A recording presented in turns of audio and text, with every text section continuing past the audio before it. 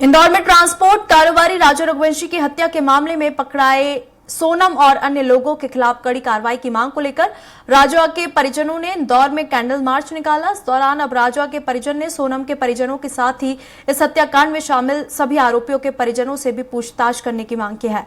साथ ही कहा कि इस पूरे हत्याकांड में शामिल आरोपियों के परिजनों से यदि एक हफ्ते में पूछताछ नहीं की गई तो हम उनके घरों के बाहर जाकर प्रदर्शन शुरू करेंगे।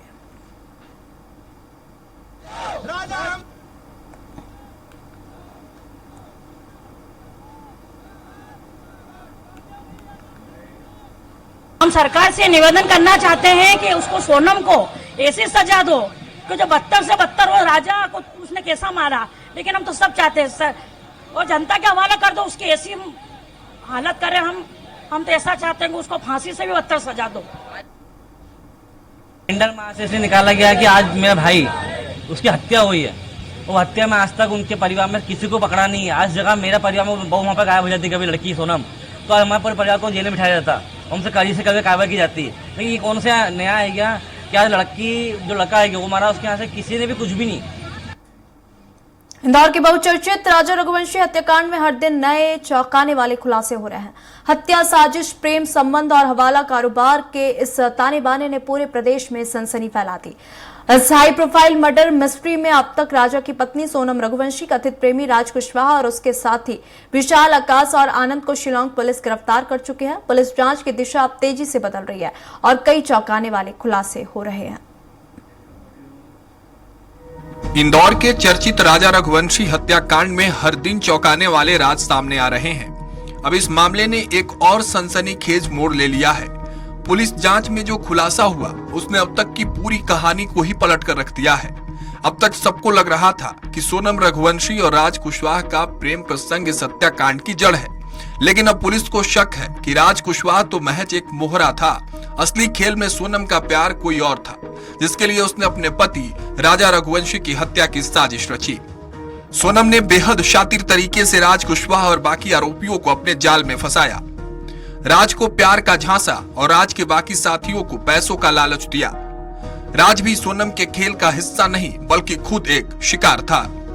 पूछताछ में राज और सोनम एक दूसरे को इस मर्डर का मास्टरमाइंड बता रहे हैं, लेकिन अधिकारियों को शक है कि सोनम ने राज से सिर्फ अपने मकसद के लिए नजदीकियां बढ़ाई थी।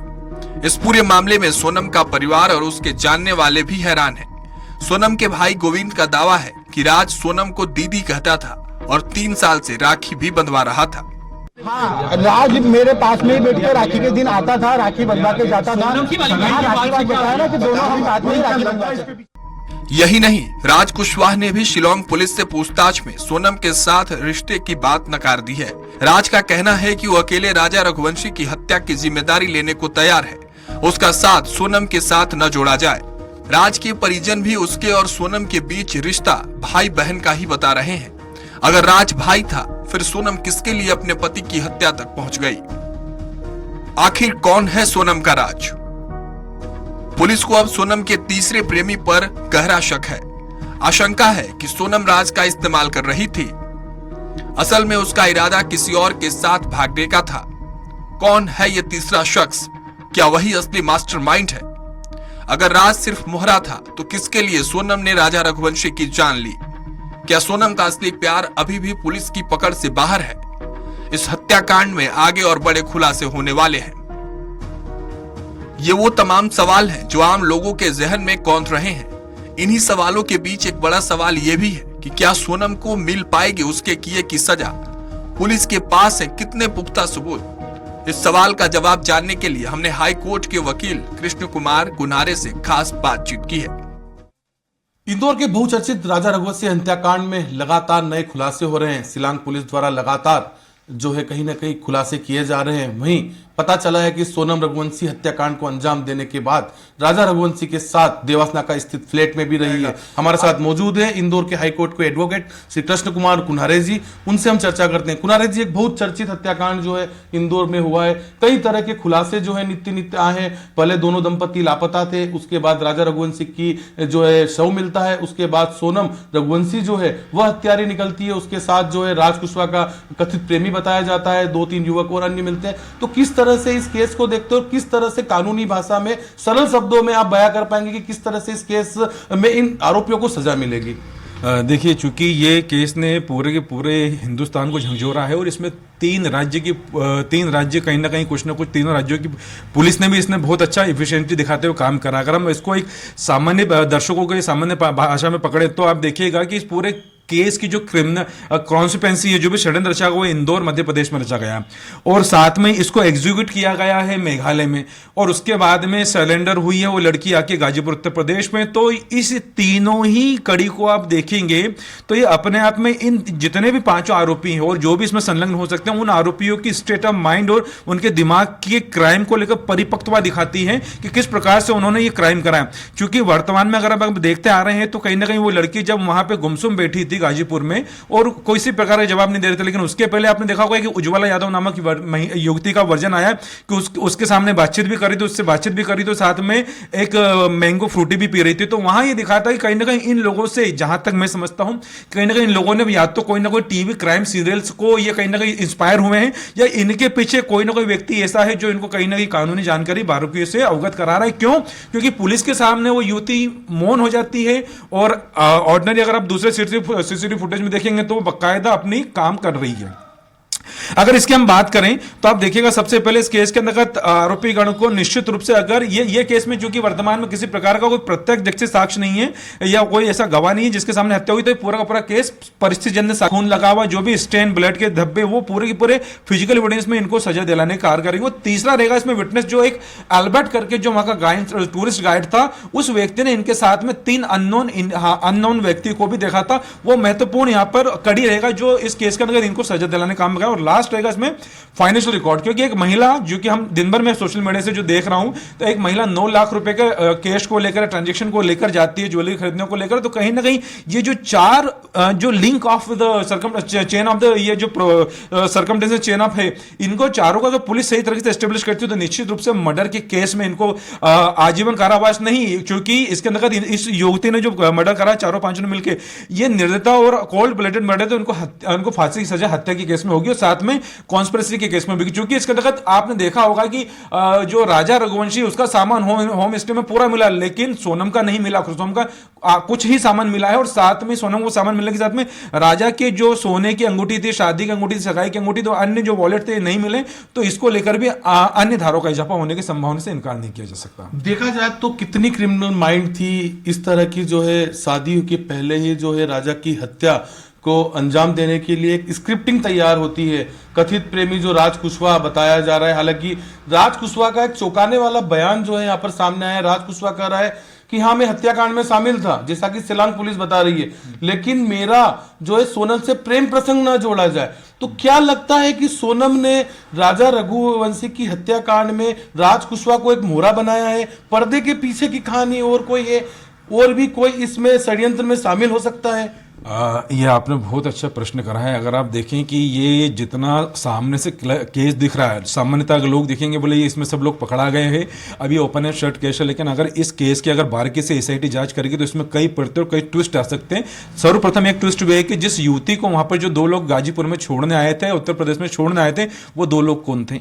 एक बात। दूसरी बात कि युवती का अचानक इतना बड़ा क्राइम करने के बाद में एक युवती का अचानक स्वयं को आके ढाबे पे बैठ जाना, ये भी इनकी मोटिव ऑफ प्लानिंग दिख रही है। क्योंकि अगर कोई युवती अगर दबाव में आती तो कहने छुपती, लेकिन अगर इन्होंने ये अगर 15 दिन पहले ऐसा क्या बताया गया इंदौर के अंतर्गत एक कैफे में इन लोगों ने एक प्लानिंग करी थी अपराध को करने की, षड्यंत्र करने की, तो वहीं से ही इनके दिमाग की कठोरता अपराध को लेकर दृष्टिगत हो रही थी कि कहीं ना कहीं ये लोग पूरा प्री प्लान थे और 3 बार इनका वो गुवाहाटी में इनका प्लान फेल हो गया था। ऐसा ही शिलोंग के एसपी ने बोला, एसपी साहब ने सब चीजें बताई थी।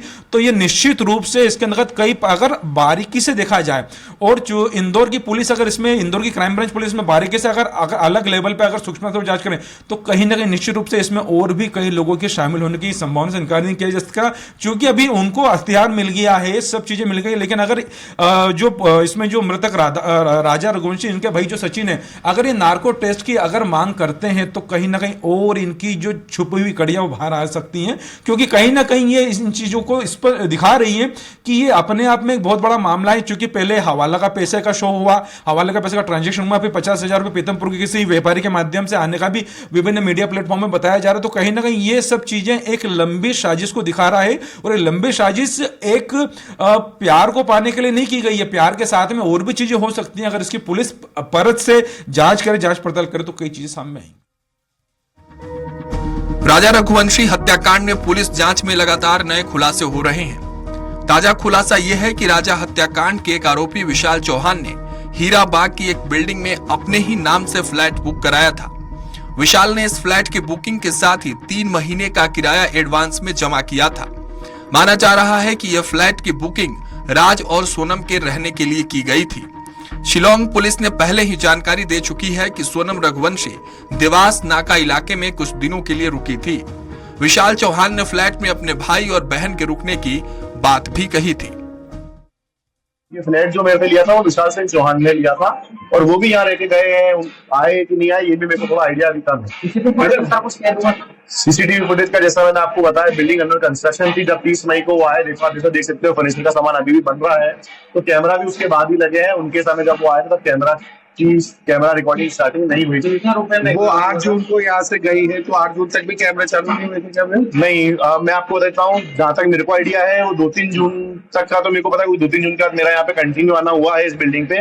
2-3 जून के बाद ना इस फ्लैट में कोई था, ये फ्लैट कंटिन्यूसली लॉक है, ना यहाँ पे मैंने किसी की आवागमनी देखी है, कोई आता जाता मेरे को कोई दिखा नहीं है। तो यहाँ तक मेरे को मालूम है 2-3 तारीख के बाद यहाँ पे अवेलेबल भी नहीं रहे हैं। वहीं फ्लैट मालिक के बयान से यह साफ है कि विशाल ने जिस भाई बहन के इस फ्लैट में रहने की बात कही थी वो कोई और नहीं, राज कुशवाहा और सोनम ही थे। राजा रघुवंशी के मर्डर के बाद दोनों की साथ रहने की प्लानिंग थी। इन्हीं तमाम बातों के आधार पर सोनम और राज कुशवाहा को राजा रघुवंशी हत्याकांड का आरोपी माना जा रहा है। लेकिन राज के परिजन ये मानने को तैयार ही नहीं है। वो अभी राज को बेकसूर बता रहे हैं।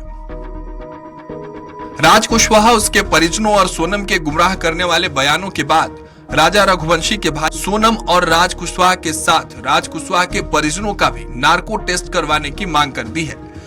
नार्को टेस्ट की मांग मैं इसलिए कर रहा हूँ कि जिस तरह से वो लड़की साथी दिमाग से चल रही है, जैसे सुनने में आया कि 14 दिन तक वो इंदौर में रही, उसका हिम्मत वो कितनी है, तो उसकी हिम्मत के पीछे और कोई भी लोग हाथ में हैं।